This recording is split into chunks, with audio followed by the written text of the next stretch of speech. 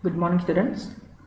In the previous discussion, we came to know what is a module and its definition. Now, let us see what is the instances or what is an instance and how it is related with a module.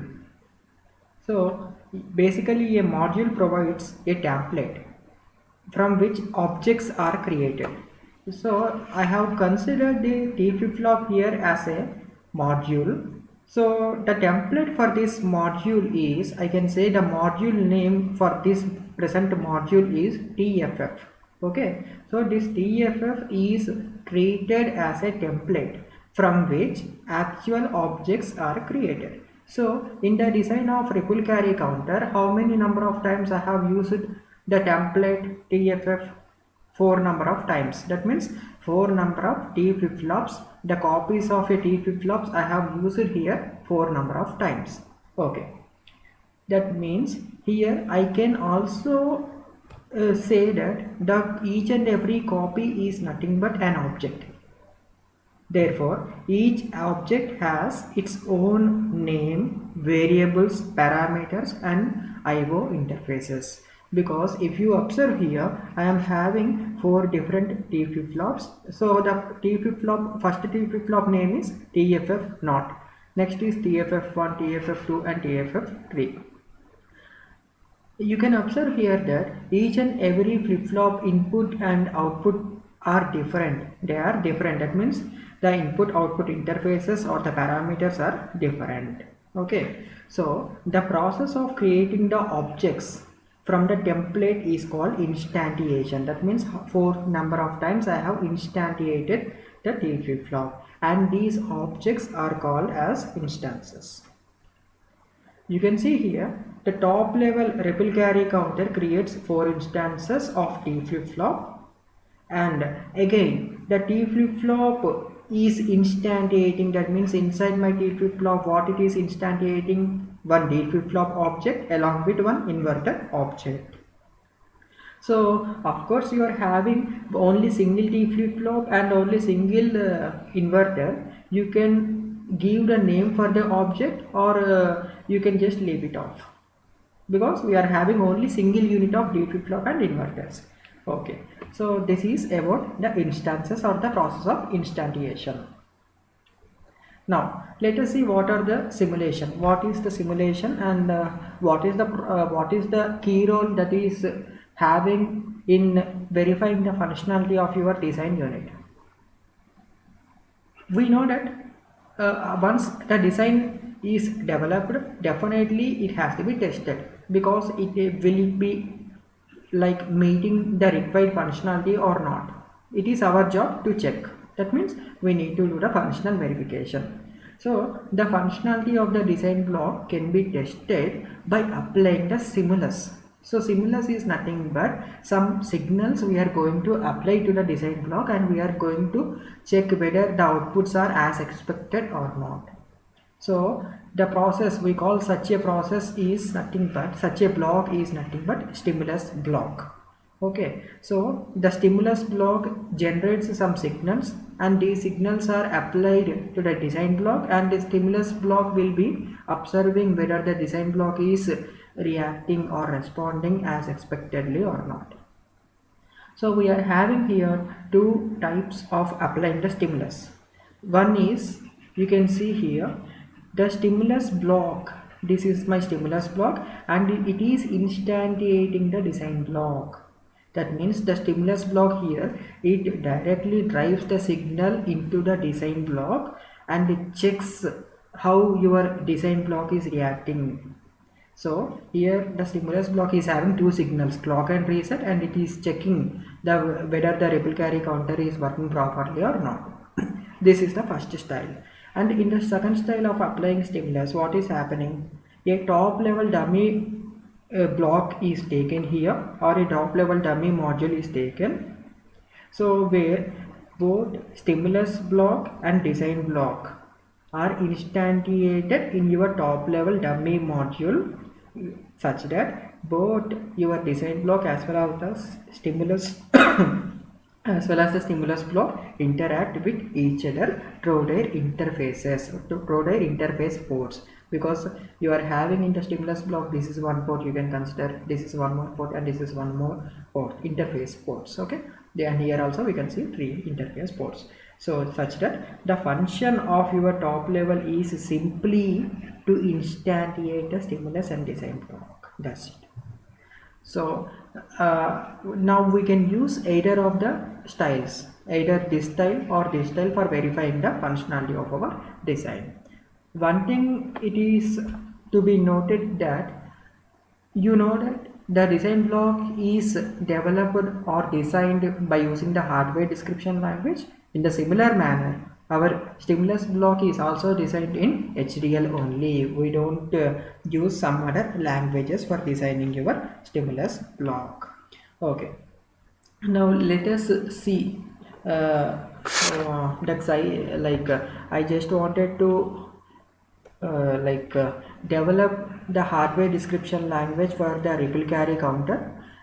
So you people should remember that my ripple carry counter, inside it I am having T flip-flop of 4 quantities, and each and every T flip-flop is having different inputs as well as the different outputs, but it is a sequential circuit. There will be a common reset signal. For any sequential circuit, the reset signal is acting as a highest priority signal. This thing you need to remember. Okay, let me introduce the xilinx tool. So this is my xilinx tool. This is xilinx ISC. So we are going to use this tool mainly for programming purpose. Okay. I have written the Verilog HDL code for the ripple carry counter. Here, the module ripple carry counter.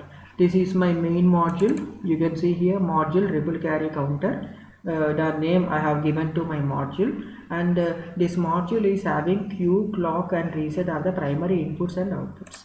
So Q, because clock is there, one input, reset is there, one input. Q, actually I am having 4 quantities like Q0, Q1, Q2, Q3. So for this instant, let me take Q, only single Q as my output variable. I will let you know why I am not taking. Of course, you can even take Q0, Q1, Q2, Q3 also as an outputs, but instead of that, I would like to mention, I would like to represent it in vector form. So Q, clock and reset. So what are the outputs and what are the inputs? So this is a 4-bit triple carry counter. So how many output pins I am having here? 4 output pins, that is Q0, Q1, Q2 and Q3. So instead of representing in different scalars, I am using to only a vector to represent an output variable Q. So 3 down to 0 of Q. That means Q0, Q1, Q2, Q3, these output quantities are present for your ripple carry counter. And the inputs of your ripple carry counter is input or clock and reset. Okay, that's it. Now my question is, inside your ripple carry counter diagram, how many number of T flip-flops are there? We are having here 4. So instantiating, of course, a module of T flip-flop has been created somewhere else. Of course, here it is been created, module T flip-flop. So what is the template here? Our module name is TFF. This module name we are going to call sometimes as a template. So by using this template, how many number of objects are created? 4 objects. TFF0, TFF1, TFF2 and TFF3. So for TFF0, what are its inputs and outputs? Because this TFF0 is one object. So for each and every object, as I have said you, that it will be having different outputs and different inputs. Let me check here. So for TFF0, it is having an output called Q0, an input clock and reset. Are the same present or not? We will check. Yes. So output is Q of 0 and inputs are clock and reset. So for the TFF1, we are having the outputs as Q1 and the input is Q0 and one more input is reset. Once you see the diagram clearly, you can able to grasp what is the concept involved in it. So here output is Q1 and inputs are Q0 and reset. Similarly, it goes for the remaining 2 flip-flops. Okay, so module ripple carry counter definition got completed. So this kind of defining the logic inside your module is your structural or gate level abstraction. This is your gate level or structural abstraction. Now TFF is there, but the TFF I have created many number of objects, but TFF the template is there, module name is there. So definitely if there is a module name means definitely the definition should be present somewhere else. So where is the definition present now? It is present here, module TFF. Okay, the definition of template is provided here, module TFF. Okay, so here you can see what are the inputs, clock and reset, and the one more output is Q. So Q, clock and reset. Output is Q, input is clock, and input is reset. In between I am having wire D. Once you observe the diagram here carefully, so the output Q is connected to an inverter, and the output of your inverter is connected to your flip-flop input as D. So let me take this wire, let me indicate this wire as small d. That means the output of your inverter is indicated with a wire whose name is small d, and the input of your inverter is indicated with a name called Q. So input clock reset, output Q. This is for the T flip-flop I am saying. Okay, now wire D. So inside my T flip-flop what I am doing, I am actually I don't have any requirement to give a, because I am using a single object here. I don't have any requirement to give a object name, but for my like it is for like flexible to me, I am just going to give the name for my object. So inside my D flip-flop I am instantiating one D flip-flop along with one inverter. The D flip-flop instantiating means let me give the name for my D flip-flop as DFF not, and let me give the name for my inverter as not. N1 is my name for my inverter. So for the D flip-flop, Q is the output, D is the input, clock is the input, reset is the input. You can see in the diagram. For the D flip-flop, Q is the output, right, D is the input, right, clock is the input, right, reset is the input. And for the inverter, output is D and input is Q, as you have observed. Okay. Now the definition of a ripple carry counter is completed, and the ripple carry counter is instantiating the T flip-flop, and whose T flip-flop definition is also completed. But again the T flip-flop is instantiating a T flip-flop. Yeah, you can see here, but its definition is also have to be provided, right?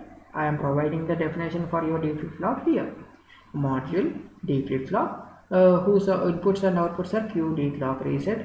So exclusively defining them as I would like to I would like to define the logic inside this module by behavioral abstraction or an algorithmic abstraction. Whenever I am using the highest level of abstraction, I am exclusively defining the output variable with the reg. Okay, be careful. Output Q is correct, reg Q is also correct. Okay, output Q if I am writing means reg Q I have to write, or otherwise output reg Q. This is also acceptable. So always I am depending upon what, reset as well as the clock signal, because these are the inputs. Always at the rate of reset or negate clock, because pause edge reset, that means whenever your reset is going to the highest logic, like we are having level 0 and level 1, or a positive cycle or negative cycle. Let me go with the cycle. So if it is a positive cycle, whenever your reset is going to a positive cycle, immediately the hardware will stop its operation and giving us the null result. Whenever your reset is going to the negative cycle, the circuit will resume its own operations. Okay, so I started my clock from negative edge of a clock. I have started. Okay, this is what the representation, negative edge of a clock I am going to consider. If reset, that means if positive reset is there for the D flip-flop, immediately your output will be 0. That is Q is less than or equal to 1 bit binary 0. Else, if no reset is there, so whatever the D flip-flop is receiving through its input port D, data port, so the same thing is passed to your Q output port. Q is less than or equal to D. So whatever it is receiving, whatever the D flip-flop is receiving as its input, the same input is traversed to the output. So this is about the definition of your D flip-flop. So you may ask me a question, sir, not the definition, why you are not going to provide? Means not is acting as a basic primitive gate whose definition is already being defined by the compiler of your xilinx ISC. That means your xilinx ISC compiler already know what is the definition of your NOT gate. So we no need to give exclusively the definition. That is why it is treated as a keyword. You can see it is highlighted with blue color now, but the remaining templates are highlighted with some black color. So all this whatever your compiler is going to understand being indicated with blue in color. Okay, this is how I successfully completed the definition for your ripple carry counter in this manner. Now the next task that comes into picture is stimulation. That means this entire design block have to be verified. How to verify? We need to write the code for the stimulus block. Okay, so inside this picture we can consider either of the design styles. We can consider first style or second style. For my conveniency, I would like to consider the first style. That means inside my stimulus block I am going to instantiate my top module, that is ripple carry counter. So how this process is happening, let us see. Here I am going to write separately simulation. Okay, I am selecting here implementation is design implementation, and this is I am writing the code for the simulation. Okay, inside it the process of how to operate a xilinx tool I will explain in a separate session. So no need to worry for this thing presently. And so I have already written the code for my stimulus block. So the stimulus block name I would like to give as TB. TB is a test bench or the stimulus block name. So this, as I have picked the first style of stimulus block, this stimulus block first style means it doesn't have any input output ports. If you are having any input output ports for your stimulus block, means definitely you need to provide as how you have provided for your module T flip-flop, like this input output ports. In a similar manner you can provide, but here I don't have any necessity. So the module name for the stimulus block is TB, that is test bench. Okay, so what you are you are instantiating what here, ripple carry counter. Your ripple carry counter is what? It is the template or module name. So what is the module name here? Ripple carry counter, which is nothing but a template. So by using this one I am creating one object. Let me name this object name as R1 and the output inputs, because once I am instantiating an object means definitely that object is going to have the inputs as well as the outputs.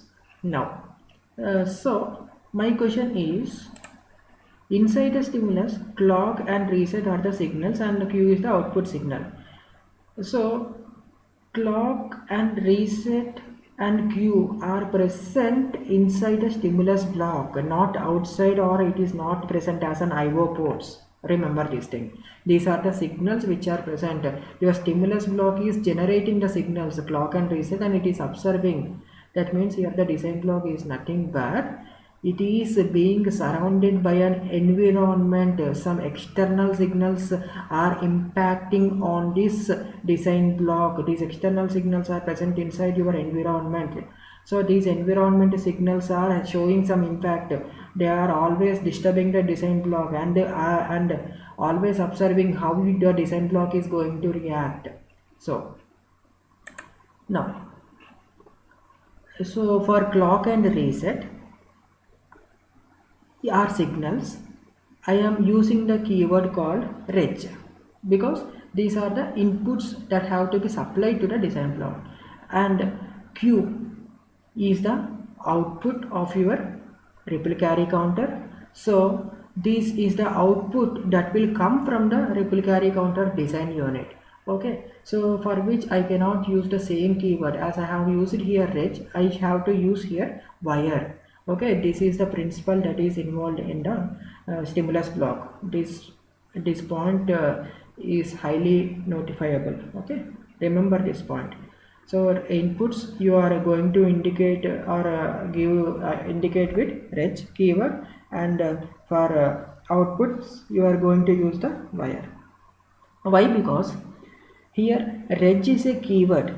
Actually it is some data storage element which always retains some value until and unless another value is placed in the storage element. Because the storage element I can also consider it as a register also, right? Because reg is nothing but here register, it is a storage element. Once I place a value in the storage element means until and unless I place some other value, the value of the storage element will be there, the previous value will be remained in the storage element like that only. So the value of a register can be changed. I mean, if I would like to change the value only, I can change. If not, the register will remain the same value. But coming to wire, so here wire is nothing but it is like for example, if you are going to test some circuit in your digital electronic circuits laboratory, so how you are going to verify like the outputs? By using the probes only, right? So by using the probes you are connecting to a multimeter, or like for it's checking its functionality whether it is working properly or not. That means simply wires. At output nodes, what we do, we just connect a wire. In a similar manner we are using wire as a keyword. Okay, anyhow, for the register and for the wire keyword I will explain you in detail about its usage and applications. Don't worry now. Okay,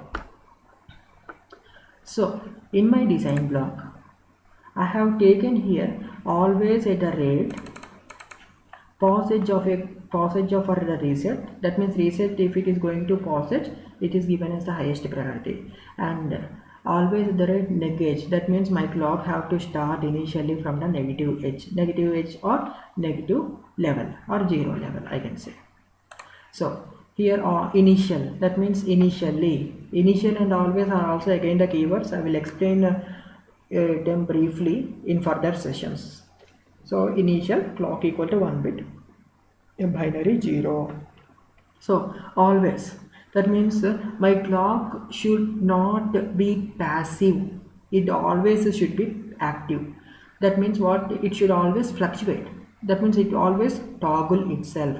That is why always for every 5 seconds, okay, hash 5 clock equal to negative clock. That means if clock is logic 0 for 0 to 5 seconds, for suppose, from 50 second to 10 second, that means from 0 to 5 seconds, if it is 0 means from 60 second to 10 second it will be logic 1. That means here the clock we are making it toggle, we are toggling it continuously for infinite amount of time. Always that's why clock equal to negation of clock. That is the definition of it. Okay, next, initial began. So what I am doing here, because why begin end means I am having a many number of statements here. So if I am having a single statement like this, I don't have any requirement to use begin end keywords, but I am having plenty number of statements in between. The initial, begin and end must be necessary. Like how we are going to use the curly braces in the C language, in the similar manner we can use it. Now reset equal to 1 bit binary 1. That means initially what I am doing before starting of my hardware circuit, which is a ripple carry counter, I am just pressing reset equal to 1 bit binary 1. So this 1 bit binary 1 will be sustained for how many seconds? For 15 amount of seconds. I am using seconds, but actually it is a time unit, remember, because time unit may be a millisecond, microsecond, nanosecond, or whatever, picosecond, second also. I don't know, whatever, because for your understanding purpose let me assume it as a 15 seconds. Now so 15 seconds is there. For the 15 seconds, my reset will be 1 bit binary 1. At this time, your output Q will be 0. That means your ripple carry counter will not work at all. So reset will be going to 1 bit binary 0. That means it is going to negative logic when after 15 seconds. So it will be present in the negative logic up to how much duration of time? 180 seconds duration of time it will be present in the negative logic. That means what will be the system time then?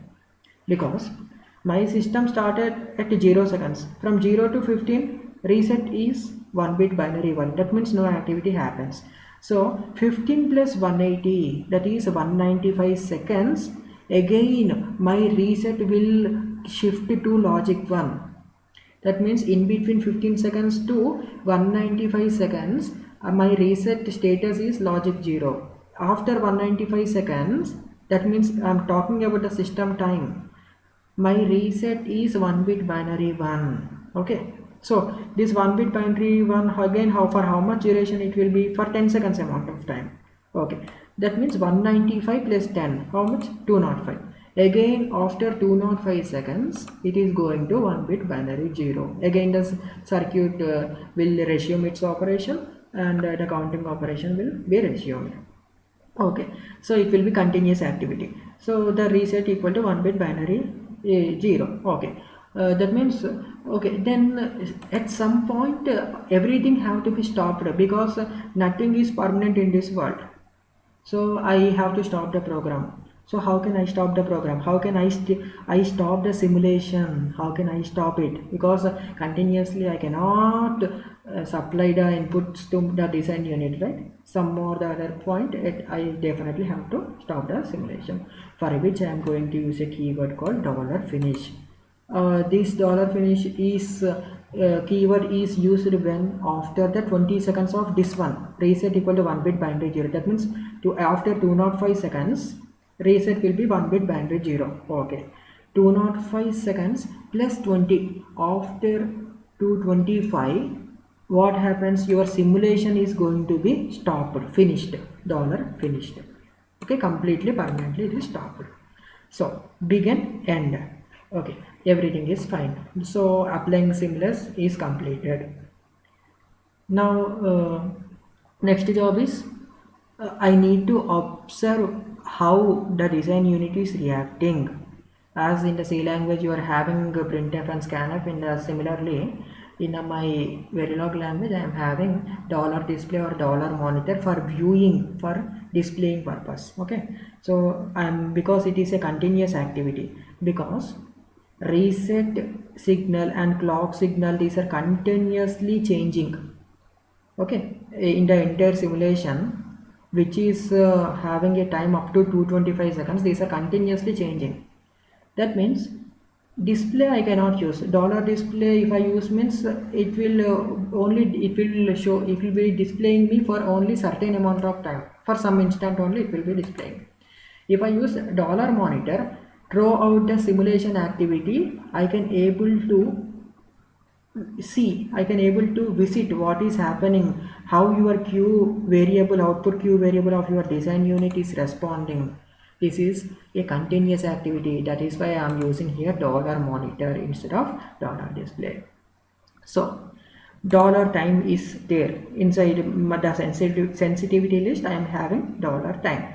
$time, whenever I am using it or whenever it is being invoked, it is giving me the system time. That means when your simulation had started. So $time output Q equal to %d, because it is a 4-bit triple carry counter. Initial value is 4 zeros, final value is 4 ones. So initial value is decimal 0, final value is decimal 15. That means output Q equal to %d. If you would like to see the output in terms of binary values, means you can keep as %b, so comma Q.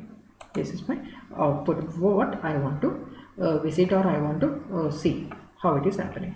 Now this is the complete stimulus block module test bench. This is the my complete stimulus block. Let me run the program. Let me, because check syntax anyhow, I will take a separate session on how to run the xilinx tool. Okay, how to develop a design unit, how to test any design unit. I will take a separate class on that. Okay, so let me simulate the program now.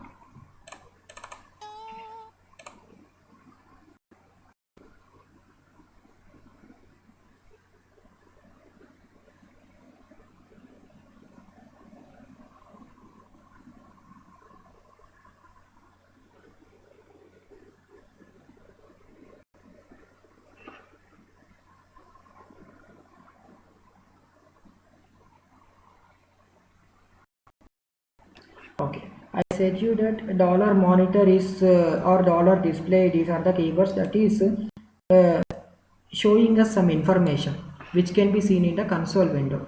So at 0 seconds, because once you see the program here in the test bench, let me write once again.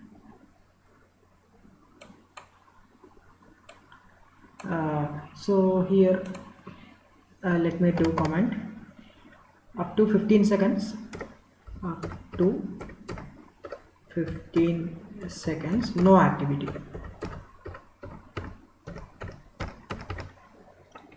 Okay, after 15 seconds there will be, after 15 seconds activity starts. Activity starts. What is the activity here? Counting. So this counting activity will be for how much amount of time? System time 15 plus 180, that is 195. Up to for a 195, up to 195 for 195 seconds activity happens.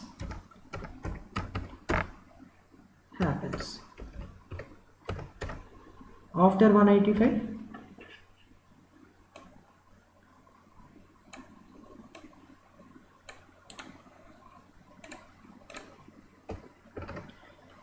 after 195 seconds activity stops. Why? Because hardware reset came into picture after, because 195, after 195 seconds reset equal to 1 bit binary 1, which is the highest priority for any hardware circuit. So this will be present for how much amount of time? 10 duration of time. That means 195 seconds to, I will write here 195 to 205, because 195 plus 10 is, this 10 is 205 seconds. To 205 seconds activity stops. Again after 205 seconds, 205 seconds activity resumes. What is the activity? The functionality for the design of the design. After 205 seconds activity resumes, and whenever your 205 plus 20, that is whenever your system time is reaching 225 seconds, stop or finish your simulation. Finish simulation, simulating the design. Finish simulating the design. Right. So let me check, cross check here. The same thing is happening. Okay, after 15 seconds activity starts. Okay, from 0 to 15 q equal to 0. Good. Okay, that means I have started my clock. Okay, let me see let me show you this one. Okay, initially clock is 0 and clock is logic 1 at 5 seconds, clock is logic 0 at 10 seconds, clock is logic 1 at 15 seconds, 0, 5, 10, 15. So at 15 seconds clock is logic 0. Okay, so at 20 seconds, that means when negative edge of a clock is happening, activity have to start. Okay, that means at 20 seconds activity has to resume. So at this state I need to cross check the status of the reset signal. So that means from 0 to 15 the reset is positive, nothing can be done, the circuit won't operate, it will be giving me the 0 result. As soon as the reset is going to logic 0 after 15 seconds, I have to, so previously the output of your design unit ripple carry counter is 0. So whenever your clock is encountered with a negative edge of a clock, that means from positive level to negative level, whenever it is, whenever your design is encountered with your negative edge of a clock, activity have to resume. That means previously my output of your flip-flop ripple carry counter is 0. So now the output of your ripple carry counter will be 1. Again, whenever a negative edge of a clock happens here, the output of your ripple carry counter will be 2. And whenever again negative edge of a clock that is happening here, the output of your ripple carry counter is 3. So whenever there will be encountering a negative edge of a clock, your counting operation increments. It is acting as an up counter. Your ripple carry counter is acting as an up counter. So similarly, so this will be present for how much amount of time? For 195 seconds activity happens. After 195 to 205 activity stops, because reset is equal to 1 bit binary 1 for 10 seconds amount of time. So for 10 seconds, like from here to here, 195 up to 180, sorry, 185 to 195 here, sorry, 195 to 205 it is, sorry, 195 to 205, your reset is logic 1 here. So whenever reset is logic 1 means independent of the clock signal status, my output should be logic 0. That is what here happening. Okay, and whenever your reset is going to logic 0 state, now again whenever your design is encountered with a negative edge of a clock, like it is encountered here, so the status of your output will be getting incremented. Okay, so this is about the diagram, and so this is a 4-bit ripple carry counter. Initial value will be 0, final value will be 15. As soon as the highest value is reached, again the cycle will start resuming. It's because it is a continuous activity. After 15, next again 0 comes, 1 comes, 2 comes, like that. So let me also present you the same thing in the waveform also.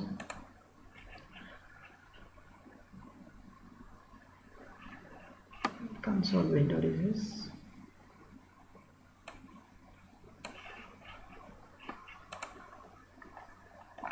somewhere. Yeah, it is here actually, right? So I said you right that up to 195 to 205 that there won't be any activity. So here you can see 195 and to 205 there won't be activity. At after 205 after 205 a negative edge of a clock your design has been encountered, that is why 210 output q equal to 1 and at 220 output q equal to 2. So this is about ripple carry counter. Q equal to 0, 1, 2, 3, 4, 5, 6, 7, 8, 9, 10, 11, 12, 13, 14, 15. After that 0, 1, 2 comes into picture, and here a reset signal came into picture. That is why I didn't get any decimal value here. So this is about dollar monitor. By using the keyword in the test bench dollar monitor, I can able to view what is the behavior of my Q design unit in the console window. Similarly, in the waveform window, if you like to see means it is depicted here. So decimal 3 you want, right? That's answer in decimal. So this is negative edge of a clock I am considering. So here the clock is starting at negative edge of clock. For every 5 seconds it is toggling here, 5 seconds, nanoseconds actually it is. That's why it is I mentioned it is a time unit. For your understanding, I said it is 5 seconds. So, but according to the system arrangement, it is treated as 5 nanoseconds. And here 10 nanoseconds, 15, 20, 25, like that. Okay, so it when the simulation stops completely at 225 seconds, the simulation stopped at 225 nanoseconds. You can cross check here. So at 195 to 205, at 195 plus 10, Actually here a 195 plus 10, that is 205. Your reset is logic 1, then nothing happens, no operation happens, that is why q equal to 0. As soon as q 205 crosses from 205 to 210, your output q equal to logic 0. So as the design unit is encountered with negative edge of a clock, because the second signal is a clock signal, third signal is a reset signal, first signal is a output q. So as soon as your design unit is encountered with negative edge of a clock, again the counting operation resumes 1, 2, 3, 4 like that. So here I stopped my simulation at 225 seconds. In this manner you need to analyze the design. Okay, so this is the thing. So that's it for today's class. Okay, so have a nice day.